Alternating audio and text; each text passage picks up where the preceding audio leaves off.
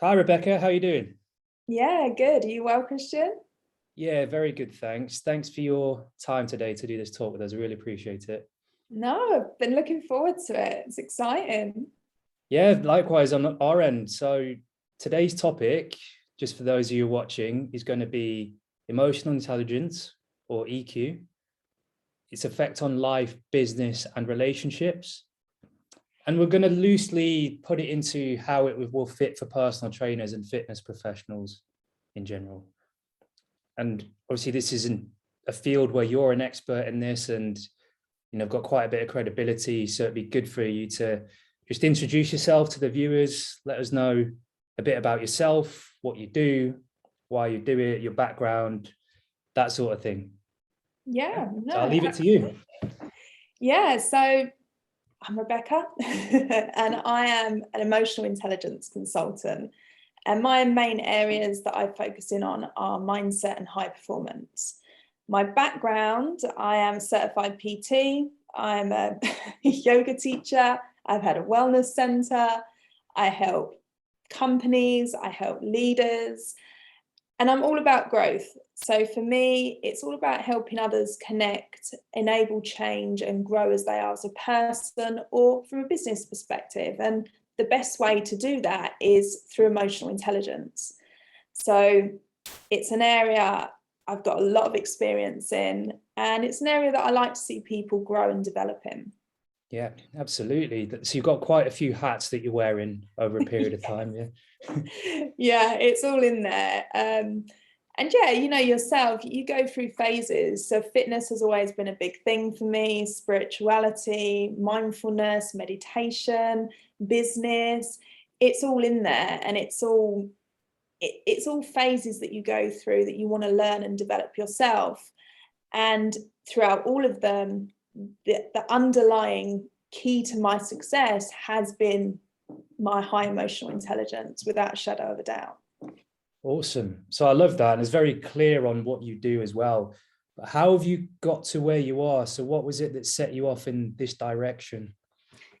Yeah, so when I was 15, I got headhunted to ride for Great Britain. And when I say ride, I mean as a dressage rider, so on horses, for those of you that are thinking, what the hell is that?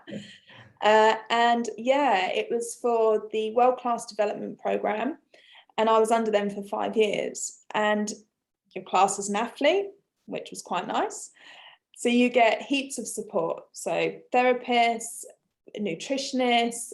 I got the option to do either yoga or Pilates. And when I was assessed, I was hypermobile. Mm. So they said, right, you need to do some yoga. And I thought, oh, I don't want to, I'm not into all that spiritual crap, 15. I just want to get on and ride horses and win. So I took it on board. And to be honest, my yoga journey grew so much more when I had changes through my life. For instance, I lost my grandfather, who was like my dad. And that was when my yoga really hit the spiritual side, and I looked at it very differently. But before that, it was a physical aspect. So I was always about the physical. After I'd done that for 5 years, I then moved on to like getting my PT qualification, getting my yoga certification, then looking at building my own business. So it all sort of grew from there really, and developed from there. It sounds like you've had quite a bit of drive and experiences have shaped your direction in a way. Yeah, definitely. Yeah. I've always been about success. And I think because from a young age of 15, the pressure that I was under to achieve and be in the top three, like it was so immense. And Pretty actually good at that, then. yeah, at that point, that was like drilled into me. And actually I was very much addicted to stress. I had a stress anxiety disorder that I was completely unaware of until, God, I think I was like 25 when it was actually flagged up, and then I actually dealt with it. So yeah, it's been Awesome. a whirlwind. So it's interesting how when we do these talks, there's often a recurring theme. I wouldn't say it was common, but it's not uncommon where people have ended up in a field or a position where they would never have saw themselves at the beginning. and life just kind of pushes you that way. Yeah. And so for me, like if there's one thing that has been a theme for me and has been throughout my whole life, and something I would definitely say I am, and that is I am an instructor and a teacher, regardless of the field. You know, when I was training horses, I was teaching horses, I was training people. Then when you do PT, you're working with people, you're teaching, you're coaching. Then when you do the yoga, you're teaching, you're coaching. Then when you do the consultancy work for EQ, you're teaching, you're coaching. And for me, that's definitely my strength, is my ability to teach and coach. But then also, what is the underlying point of that? High EQ. Yeah. If I didn't have a solid EQ, I would not be good at that, any of those.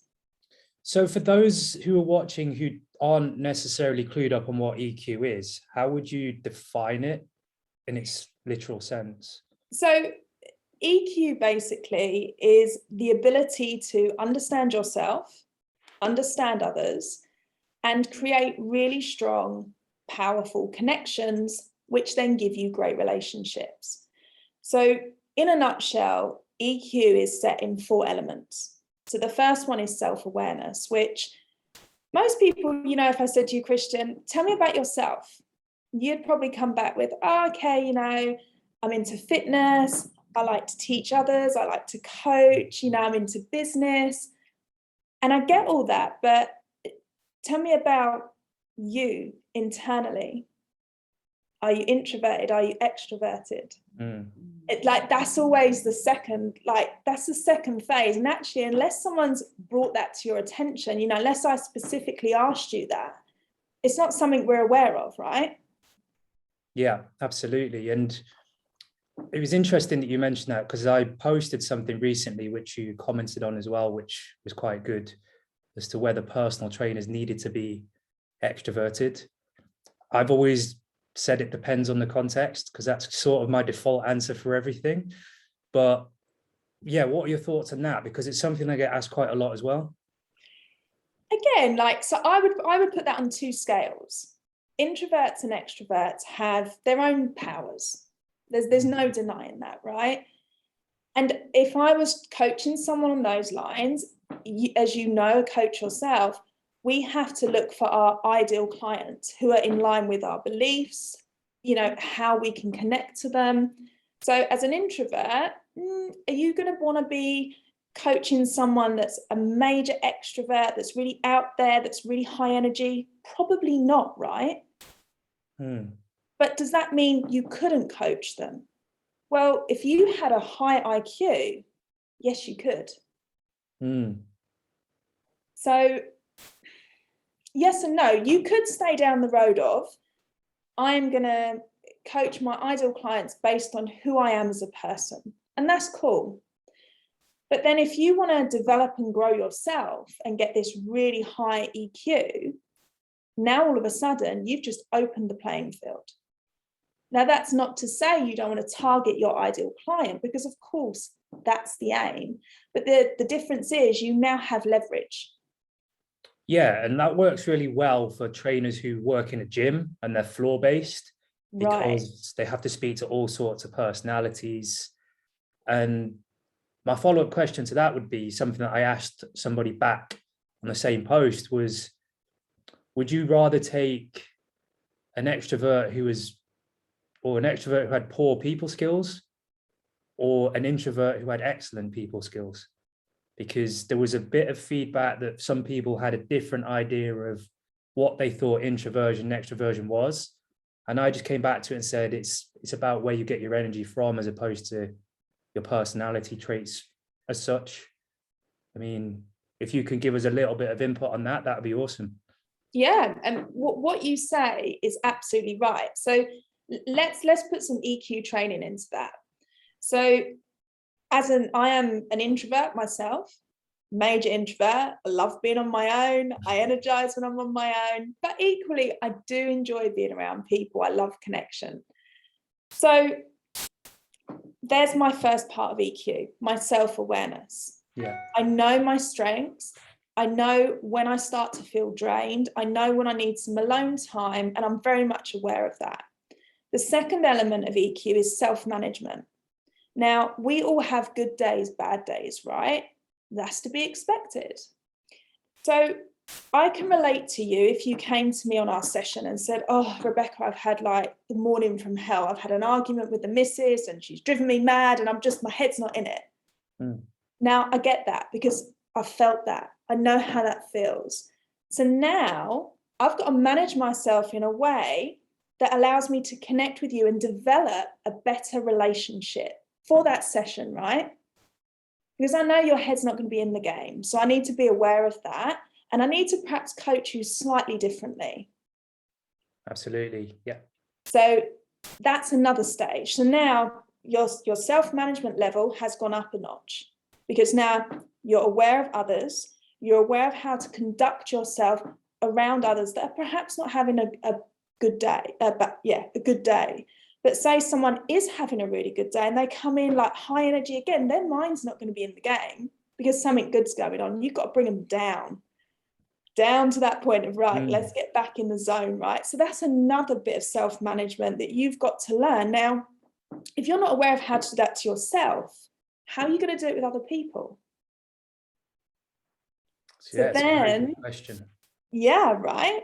It's the saying, if you know yourself, you've got an opportunity to perhaps start to learn how to manage other people. And it almost goes back to the famous one of you have to have your own house in order before you can start helping other people. 100%. And the foundation, of course, is self-awareness. It goes all back to there. So how could people improve their self-awareness, or even before that, maybe, how could they analyze their level of self-awareness if they didn't know where it was? So, I mean, a tool that I use is the EQI. The EQI, it basically does your whole emotional intelligence. So it's 5 scales with 15 subscales that will test that, and it will give you a result. Okay. It's a certified tool for psychometric testing, and people like clarity, right? You know, people want a piece of paper with, this is what it is, these are your results. Okay, now let's work on them. So I always think with self-awareness, like I said to you at the start, if I said to you, Christian, tell me about yourself, you're going to tell me about the things you like and dislike. You're not necessarily going to go deeper. Whereas this flags up whether you have high or low self-awareness, and then you'd get coached through how to change that. And one of the best ways is journaling. Okay. I know people are like, oh, pen to paper, what? You know, we want to put it in our phones, right? But there is power in putting pen to paper. It's like the words on the paper now, they're there, they're out there. We've got to deal with it, right? So journaling actually is one of the best ways to become more self-aware, to become aware of how you react to things. And something that I think people need to understand a little bit more of is the psychology of it as well, because I mean, there are many parts of the brain, but the 2 main parts that I want to talk about are the amygdala and the neocortex. Yeah. So the amygdala is like your fight and flight response. That's what I call your emotional brain. That's where your emotions sit, right? And then you've got your neocortex, which is your thinking part of the brain. So that makes decisions, good or bad, that's your decision maker. So what people need to understand is we are creatures of feeling. Whether you want to accept that or not, that's the truth. When something happens, our amygdala starts first, it kicks in emotionally, and then we react. And your amygdala works 100 times faster than your neocortex. So it is like full front, in front of you, you are now reacting emotionally first. Now imagine 100 seconds behind that, now your thinking brain starts to work. Now, if you're not self-aware of that emotion that's kicked off that reaction, you can't then think through how to deal with it. You just go into flow. The neocortex part of your brain remembers what happened the last time you felt that way, and it continues with the same pattern. Yeah. Yeah. So there's your starting point. You need to recognize when you start to do something with how you feel. Yes, that's a very good point. And I think a lot of people get better at that with age and experience. For sure. Yeah. I find that I wasn't good at that when I was a teenager, maybe even early 20s, but now like everything's pretty controlled. I've got hold of it just through learning how to do it. And it changes the interactions that we have with people, because there's things where I would have said something in the past and then go, why did I say that? Yeah. And then now I'm like, I would never say that. Not straight away. I would wait 10, maybe 20 seconds, maybe a couple of minutes ago. If I'm still thinking it, then I'll say it. But before it was almost knee jerk, and it's like just that awareness of, Christian, shut up. Yeah. And, you know, the best saying that I can say for that is when people say, the older you get, the wiser you get. Yeah. Yeah, I don't think you get wiser, you get better emotional intelligence. And studies have proven people in their like 70s and 80s have been able to improve their emotional intelligence as they've got older, which I just think is incredible. Do you think that that's a given, or do you think that people have to actively work on it and choose to? Yeah, like you have to work on it. But if someone, that whole, let's go back to that phrase of the older you get, the wiser you get. The reason that you get wiser with age is because you encounter more experiences with other people. How you respond to those experiences tells you whether it was a good or a bad experience, right? If it was a bad one, you're not going to do it again. You've just notched up your EQ. Yeah. If it was a good one, okay, now I'm going to try again. I'm going to try it a bit differently. EQ's gone up. But if you didn't learn from that, your EQ stays. And it feeds into my next line of thinking, which is how to work with different clients. An example that we sometimes teach on courses is that, without overgeneralizing, because I don't want to go down that trap, but we find that men are very overt in the way we communicate, and women are a little bit more covert in the way they communicate. And even taking gender out of it, I find that listening is not just about the words we say, it's about the tone, it's about being able to read between the lines and also pick up on what's being said, but what people aren't saying as well. And that's sometimes where I think a lot of trainers struggle, because they'll go, oh, this happened because this person said this. But then I'll sometimes be looking at it going, yeah, they might have said that, but this is what they meant. And it can be a little bit of a minefield, because they're like, what? How did you get that from that? And we just see two very different things, even though we're looking at the same scenario. Mm-hmm. Yeah. And again, that's EQ. That is EQ. When we react to a certain way, when our emotions create a reaction, so does our body. So like exactly like what you said, if you ask someone a question and they look down, or you know, they're sort of and they're fumbling, what does that tell you? They're not keen, right? They're not engaging with you. They're not happy with the question, because they're backing off a bit.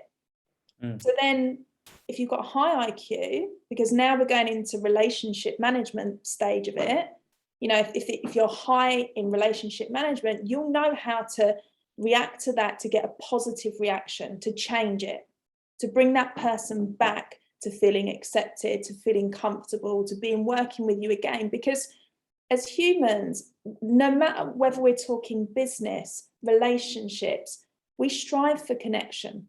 We are designed to connect. So that is what we look for. If we connect with someone, we buy from them. If we connect with them, we work with them. If we connect with them, we stay in a relationship with them.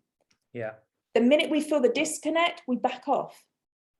And sometimes backing off is going to be natural, because you're trying to feel your way through. There might be structure, things might work in an ideal world, but things, as we know, are never ideal, or rarely ideal. Yeah. And I find that it's also knowing when to push and when to back off, and when to do a little bit of both. And that's when PTs sometimes struggle, because they take it as black and white sometimes.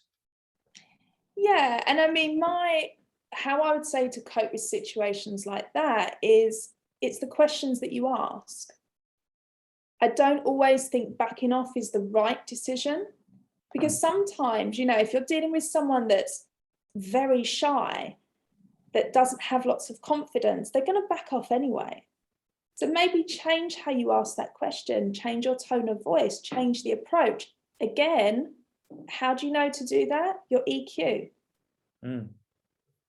All feeds back in. Yeah, right. And it sounds crazy because I know like that's what we're talking about, but it is very, very true.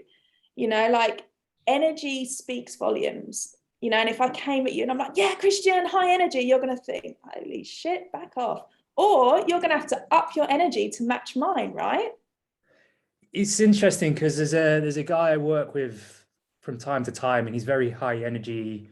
It's almost like that yellow personality. If you've done color coding, it's like really in your face. So I'm just like, I like him, but I've even had to say to him, dude, just sometimes you just need to chill a little bit, because there's times where it's fine. There's times where like, I just don't have the mental capacity or energy to deal with this right now. Yeah. But it's not saying that don't do it. It's just saying time and a place, you know?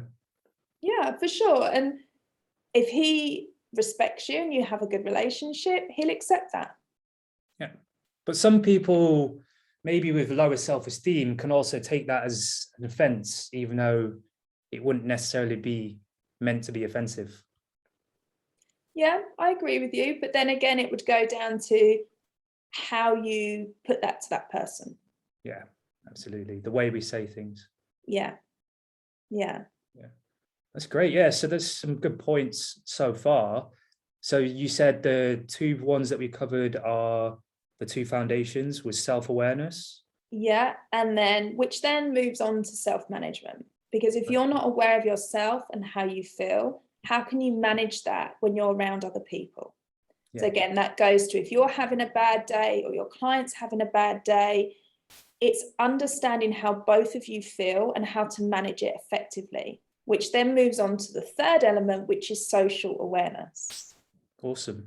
Before we go into social awareness, something just to kind of separate the two, what's the difference between emotional intelligence and IQ? So EQ and IQ, just for those who don't understand. Okay, so the biggest difference between EQ and IQ is something you're born with. IQ is something that by the time you reach 16, whether you've got a high, average, or low IQ, it's never going to change, never. Your EQ can be developed throughout your entire life. EQ is how we create relationships with ourselves and other people, in a nutshell. IQ is how you react to mathematics, English, how you learn, your ability to learn. It doesn't judge your ability to communicate. That's EQ. So often, for instance, and I say this very loosely because things are changing, but I remember growing up, people would say, especially doctors, surgeons, consultants, they're ice cold. They won't show any emotion. What you tend to find is they're incredibly high in IQ, and they have to be, but they're extremely low in EQ. So, you know, as morbid as it sounds, it's like you've just lost a loved one. They come in and say, I'm really sorry, Christian, so-and-so's just died. And then they walk off. Like black and white, dead cold. But they can get that job done. Their ability to learn things, their ability to manipulate numbers is incredibly high. That will never change. They can develop their EQ, but they will find it very hard. Equally, lawyers. So these are all studies that have been done on IQ and EQ. So lawyers, particularly, lawyers, barristers, solicitors, however you want to put them in the category, they tend to be very high in IQ, but they're very low in EQ, especially on the empathy scale, because they don't have an ability to connect. They're all about facts, figures, delivering, facts, figures, delivering. Zero EQ. Yeah. But that's what makes them good at their job. teachers, they tend not to have a particularly high IQ. They tend to be an average IQ, yet they have often high EQ because they need to teach, they need to communicate, they need to connect. So that's your main difference. When you think of EQ, it's your ability to learn. When you think of, no, IQ is your ability to learn. EQ is your ability to connect and communicate. That's basically it. Yeah. And with that, if you have two extremes, there's almost a disconnect in itself, because it's just, you can't get what's in your head out to somebody else that needs to understand what you're saying. Yeah. And, if they did some studies as well on like autism, and it was really interesting actually, how autistic people tend to be incredibly high in IQ, but their EQ is very low. And that's really interesting, because a lot of autistic people struggle in social situations, but also they're very unaware of themselves. But when they have like a really focused task, they can also just smash through that, no problem. Yeah, their ability to deal with those kinds of things is just incredible. So yeah, that's basically it in a nutshell. And how does EQ fit into the next stage? So you're saying stage 3. Yeah, it's your social awareness. Yeah. So once you master self-awareness and self-management, your social awareness of other people, you now have the power to connect with others, like what we spoke about earlier, body language, how to communicate. That's then your social awareness part. Exactly like what you said, if you don't keep your house in order, how can you look after anyone else's? It's exactly the same. So the first two need to be solid for you to be able to build the third one, which is your social awareness. I think body language is a huge one, because for me, it's very, very analytical.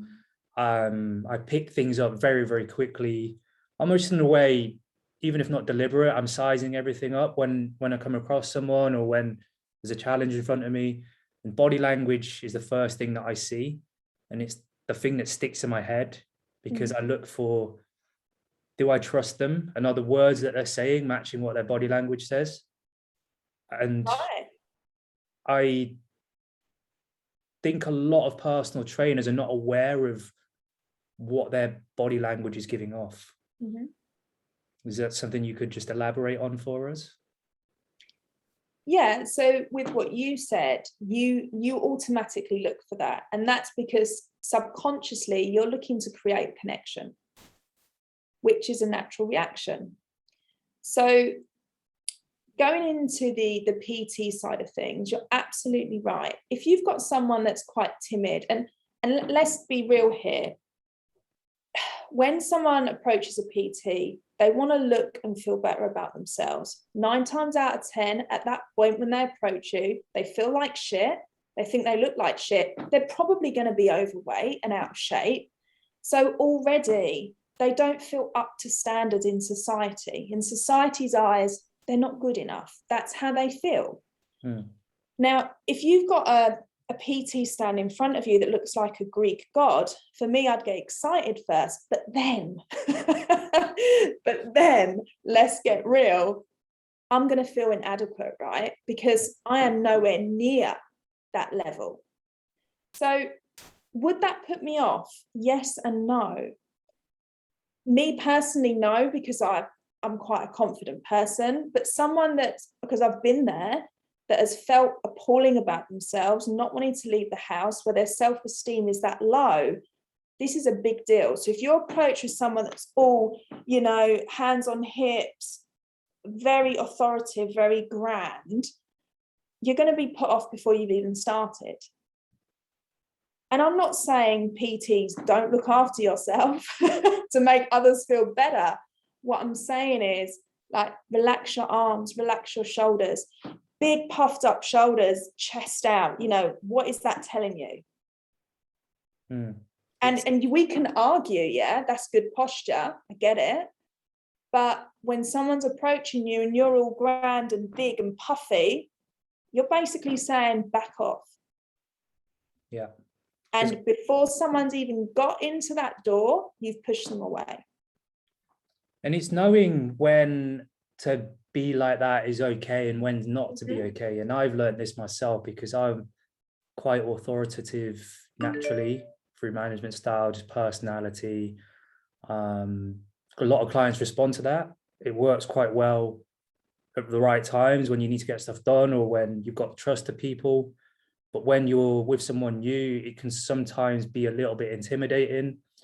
And I used to get feedback quite a lot. It's like, oh, he's sometimes a little bit intimidating. And in my head, I'm like, am I? It's just the way I am. Like, this is how I move. This is how I walk. But then it's also going, what are they seeing? And it tends to come from the more timid types because I've always done better with confident people because I always like that little bit of a challenge sometimes. And they don't see it the way I see it in a sense of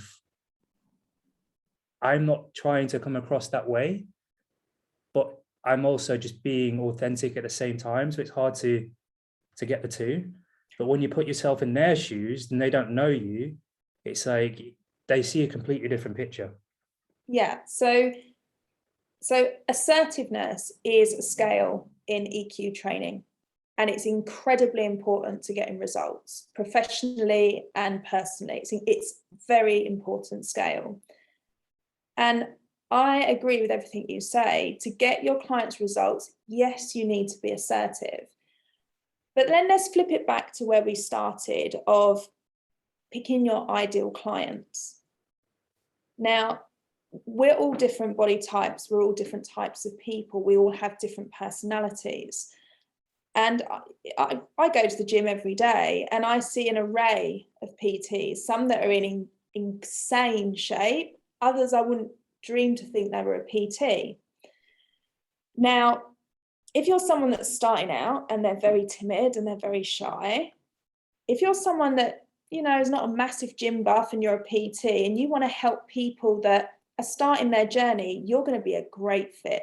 And that's where it goes back to knowing who your client is. Yeah.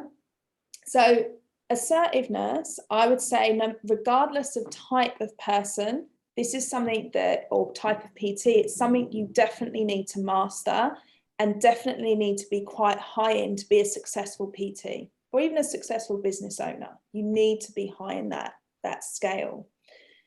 But then going back to, because I agree with you, why should you change how you portray yourself to an extent? You know you work well with confident people.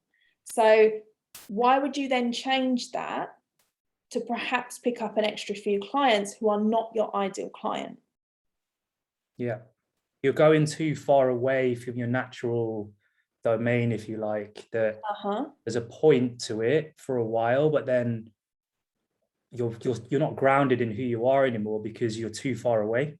Exactly. And I think that's where, you know, when I've spoken to PTs and yoga teachers and stuff, you get so, especially when you start out, you want to help everyone. Well, I can train everyone, I can help everyone, but the reality is you're not for everyone. So self-awareness, going back there, become aware of who you are, what your strengths are, the sort of people you want to help, and now you're going to start to be effective. Yeah. Yeah, absolutely. How would you take a step back from that? So we've got to the stage of you've got your ideal clients. This is who you want to work with. You figured that out, which can often take, let's say, a year to 18 months for PTs to figure out what that is. Yeah. How would you use that first year to 18 months to develop your emotional intelligence? Do you know what? Be brave. Because I think we get this idea in our head of we've got to get it right. And I get it because we all want to earn money. Yeah, you're not working for free. But if you're not brave enough to approach people, try things out, you're never going to know. So I would say try things out. It, like what you said, it does take a year to 18 months to really get your niche and your ideal client like locked in. So play with it. Be playful, be brave, be open to going and talking to people. Like one of my friends who's a PT is super cheeky, and he will happily walk up to someone and just say, "What the hell are you doing?" And people are like, whoa. Some people laugh and find him funny. Okay, he's just found his client because they've got his sense of humor. But someone that's gone, sorry, what? That ain't his client. Yeah. But he's got a lot of self-awareness. He's got great people skills, and he's very hot when it comes to body language. Yeah. So he knows who he can and can't work with. So little things like that. Like if you're someone that's quite a serious person, you're all about results, you wouldn't approach that person saying, "What the hell are you doing over here?" You'd say, "Oh, I've seen you working on the leg press. Just wondering, are you doing like a leg day? Like, how does your training work?" Boom, you've just started a conversation, right? Now we're starting to find out, is this the sort of client you want to work with? So I would say be brave, like get out of your comfort zone, ask questions. Yeah. It's almost like you have to be a generalist at the beginning before you can specialize and know what you're going to specialize in. Because a point that I make on a regular basis is that specialism isn't choosing a niche and deciding who you prefer to work with necessarily, because you also have to have the skill set, the personality type, and the credentials to be able to do it. So a lot of people come off the back of a course and suddenly they specialize in older clients, but they haven't got a clue how to talk to older clients. And it's like, you're not a specialist in it. You've just chosen your favorite subject, which is then, how do you then step into that role over time by doing the things that we're talking about? Yeah, and that's exactly right. So by finding out, like you said, to step into that role, if you're someone that is passionate about working with older people, okay, great. Test yourself by talking to people, test yourself by working with those people to see how they respond, to see how you respond. Because it's all well and good. Like, I'll give you an example with my yoga. So I'm certified in a few different types. Now, I felt like I had to do that to be on top of my game.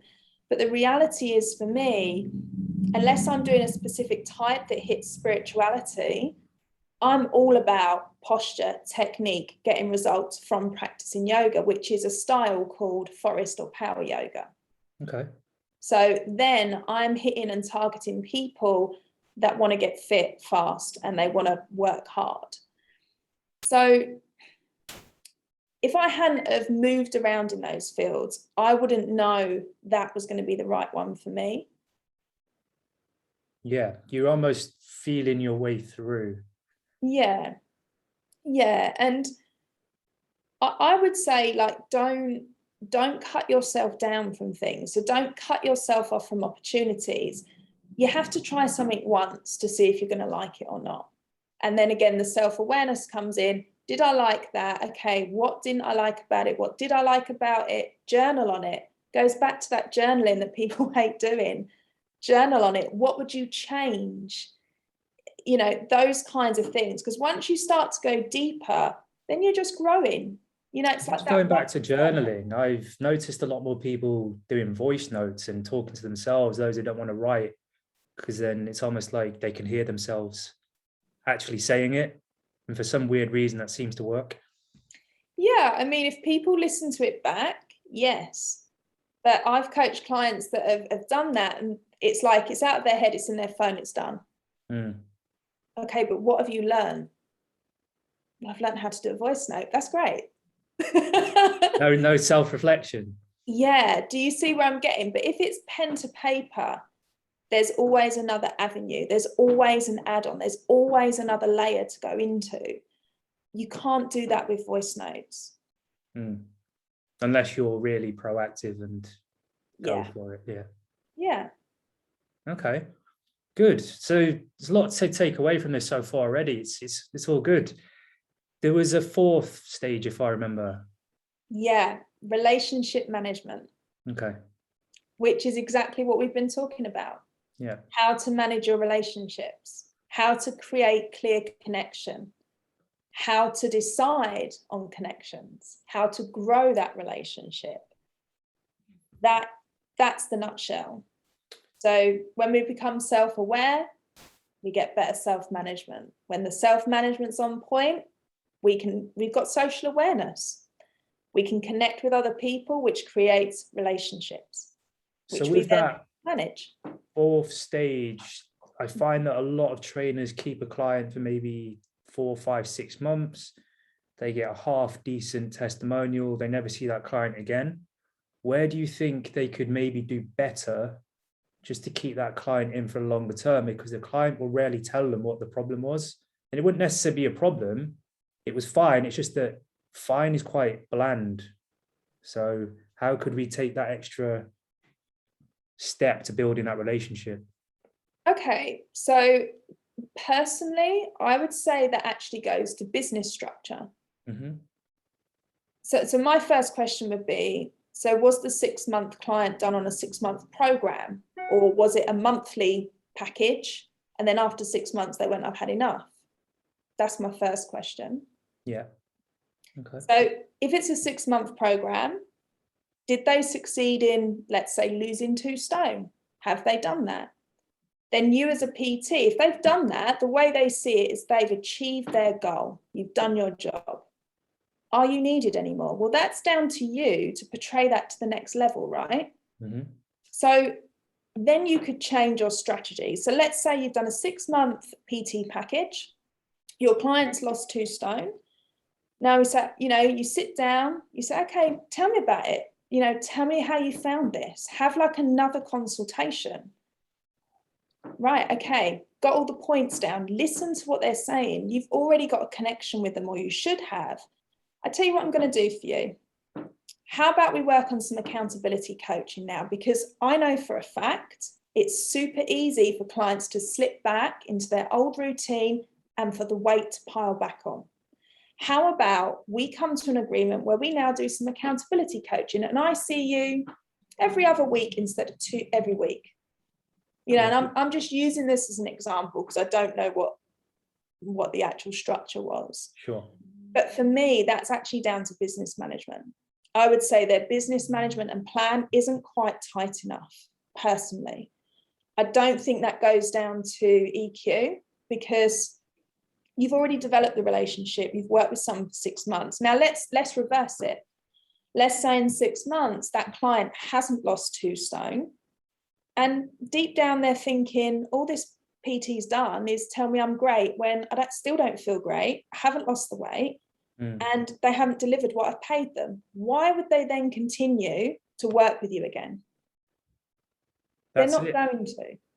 That's it, yeah. Right? So I think, actually, again, it's sitting down and looking. And plus, again, let's get another bit of reality into this. How many clients have you worked with that tell tales? Have they been good with their diet? Have they had a bottle of wine at the weekend? You bet. Right?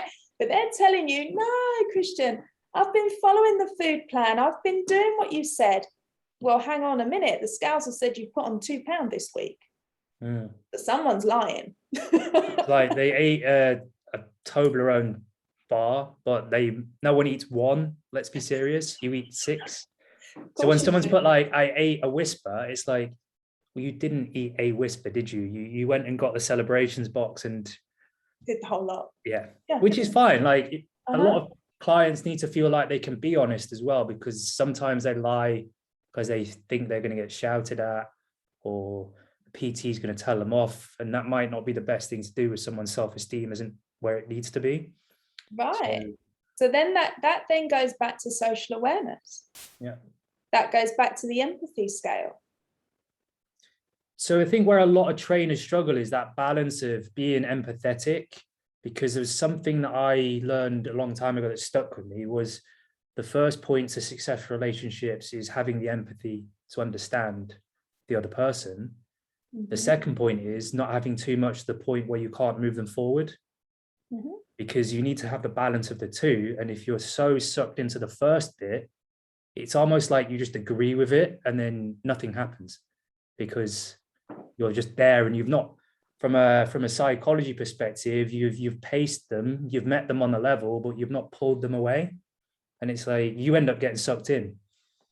Yeah. And that's where the assertiveness scale comes into play, which is what we spoke about. Yeah. So what I tend to find, and it's really ironic that you said this about PTs, is often they either have a super high assertive scale, 0 empathy, or they have really high empathy, 0 assertiveness. Chalk and cheese. Yeah, like we've got a problem right here. Yeah. So, and again, this goes back to communication, because you can be assertive and show empathy at the same time.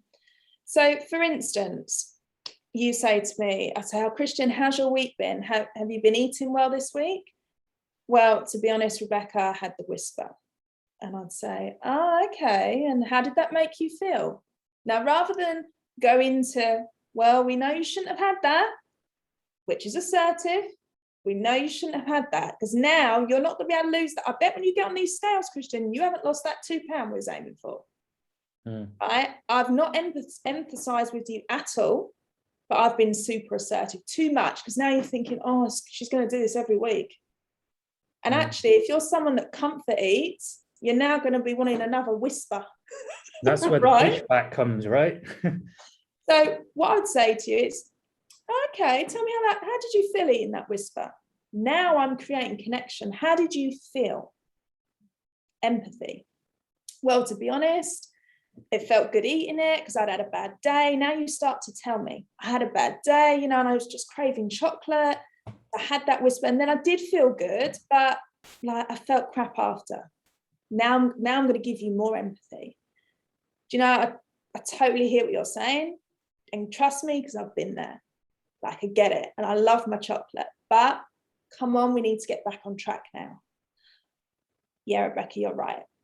So let's just put it down to a bad week, right? And let's move forward from this." So I've showed empathy and I've been assertive. And I've it's made been an action on the end as well. Yeah. And the outcome, we've been good. Now we're going to have a good session. And sometimes they feel like they just need that offload as well of, this needs to be okay for me to say this, because the more that it's not a safe environment to be honest, the more lies that people will tell. For sure. And the lies just get bigger and bigger. Yeah. And by having the confidence to actually say that to your client, like, for this to work, I need you to be honest with me. Can you do that? Ask the question. "Yeah, Rebecca, I can be honest with you, because I can't help you unless you're being honest." Absolutely. Okay, awesome. So where can PTs, are there any resources that they can go and look at? Where can they go from here as a potential next step to develop some of the things we've talked about? Yeah, so like there's loads of things out there that you can read on EQ. There's lots of courses. I mean, of course, like I mentioned, the EQI 2.0, it's a fantastic psychometric tool that will give you a reading on where your IQ is, and then ultimately coaching after that. One thing I will say about the EQI, whenever you have that, you are entitled to a coaching session, because you have to have the scores interpreted to you. Do you necessarily need coaching after? That's for you to decide. But the thing is, you'll have it there. You'll have the results. Your EQ, what I will say to people that are interested is, it's like a snapshot in time. So your EQ will change. There have been times where I've done my EQI, 6 months later I've done it, and I've gone lower in a scale that I was quite high in, but then I've gone higher in another scale. Is that situational or? Often, yeah. Like, your current circumstances absolutely affect it, for sure. And for me, that time, that was when I'd lost my grandmother. So, emotionally, I just wasn't there. So, yeah. And things like that, you've got to be realistic. But again, it goes back to your self-awareness. If I didn't kind of go, "Oh, okay, well, because what happened to my grandmother, these other things had happened, which has affected this." If I didn't have that self-awareness, I'd just be thinking, well, this is crap. I think what you said there was spot on, was the interpretation of what everything means. Because our students, now graduates, we've done a lot on like Myers-Briggs, we've done a lot on color coding. They have some idea, but it's like almost they've put themselves in a box. And it's trying to get them to understand that it's not a box, it's a starting point, and two people of the same personality on paper are two very different people when you see them in front of you, because there's variations within each of those traits. Yeah, of course. And sometimes people can misread. So I think coaching is valuable in that sense. Absolutely. Just have that follow-up of, well, what does this actually mean? Because it's not what we always think it means.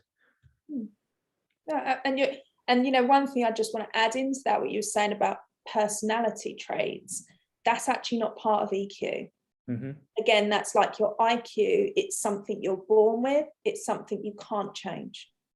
Absolutely. So that's something to be aware of as well. Yeah. Awesome. And where can people go if they wanted to, say, follow up with yourself, find out more about you, potentially work with you? Where can you refer them to? Yeah, so LinkedIn, Rebecca Fox, or you can find me on Instagram, rebecca.p.fox. I've got a website that should be live next week, which is eqconsultancy.co.uk. So also you can find me on there. But yeah, I'll send you the links. And then if people want to connect with me, that'd be great. Yeah, sounds good. And I'm sure plenty of people watching this, someone will reach out, because this is a topic that we feel anyway that everyone can benefit from in some degree, even if it's just reiterating what they already know, because sometimes you forget. And it's good to go, oh yeah, I forgot. I've been a bit lazy on that side of things for the last few months. I need to start doing that again. That's it, reaching for the whisper. more of a Mars bar myself, but yeah, stay away from those whispers. That's awesome. But just then to finish off, can you give us 3 key takeaways that we can follow up with? So 3 key points that anyone watching it can go away in action in their own time.